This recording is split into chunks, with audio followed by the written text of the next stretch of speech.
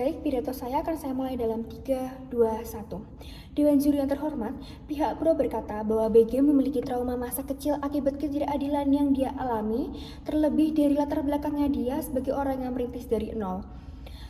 Namun ada dua hal yang harus kita ketahui dari latar belakang BG tersebut. Yang pertama, justru dengan kesadarannya akan hak-hak buruh dan juga HAM, BG memiliki pendirian kuat meski berada di rumah produksi tersebut. BG tidak bertindak lewat savior kompleks, namun melalui pendekatan melalui korban. Ia mampu melihat buruknya industri hiburan di depan matanya sendiri. Memilih berada di tempat tersebut, di lingkungan tersebut, bukan berarti ia kehilangan tuntunan moralnya, melainkan bertindak langsung lewat tindakan, bukan hanya kata-kata. BG mampu melihat penderitaan korban di depannya dan juga memberikan mereka harapan langsung, mengetahui bahwa posisi BG sebagai orang yang terkenal, aktor yang terkenal dengan aktivis-aktivis dan juga pergerakan sosial yang dia lakukan di negara tersebut. Yang kedua, BG berhasil berdiri di titik puncak, berarti artinya dia sudah terlibat dari berbagai polemik di dunia hiburan.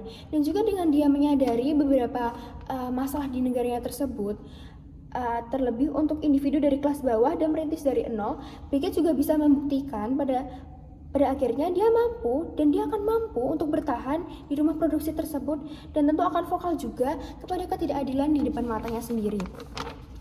Yang kedua, tim pro mengatakan bahwa mobilitas moral BG akan dibungkam melalui kontrak. Namun menurut saya dengan transaksi antara panggung internasional yang diberikan oleh rumah produksi tersebut dengan kepopuleran BG, kontrak akan condong untuk memberikan kedua belah pihak keuntungan yang sama. Apalagi BG adalah aktor yang ternama dan juga terkenal di negara tersebut yang pastinya dicintai oleh masyarakat di sana, dan keselamatan BG menjadi hal yang diperhatikan oleh masyarakat di sana. Jadi saya rasa dia memiliki jaringan besar, jaringan penggemar yang besar, relasi dunia hiburan yang luas, dan juga teman aktivis yang tentu tidak akan tinggal diam ketika BG mengalami ketidaksetaraan di lingkungan barunya. Rumah produksi tidak akan mengambil resiko dengan membungkam BG. BG akan memiliki independen sendiri dalam kegiatannya di rumah produksi tersebut. Kemudian yang ketiga, sanggahan saya, pro berkata bahwa keuntungan bisa dicari lewat hal lain. Namun itu tidak signifikan dibandingkan pada skala internasional.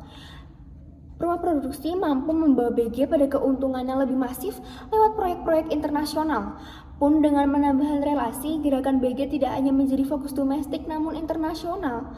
Ia menggunakan popularitasnya untuk memusatkan perhatian dunia pada isu yang ia bela. Terlebih keuntungan BG ini, terlebih pemusatan perhatian dunia ini dapat dipusatkan BG melalui hal-hal yang dia bela di negaranya sendiri. Yang pertama, ia memusatkan perhatian pada hak-hak domestik yang ia bela.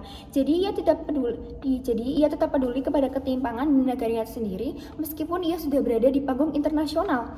Kedua, pendanaan dari keuntungan yang masif itu bisa digunakan untuk mobilitas aktivis dan juga menjaga jantung pergerakan yang ia bawahi tetap hidup melalui suara dan juga keamanan aktivis.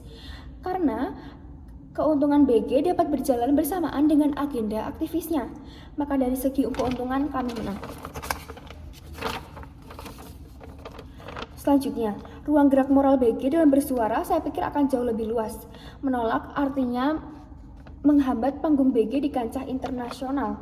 Dengan begitu pun kemampuan BG di kancah internasional tidak akan terlihat, dan juga ia juga berhak untuk meneruskan kegiatannya di panggung internasional.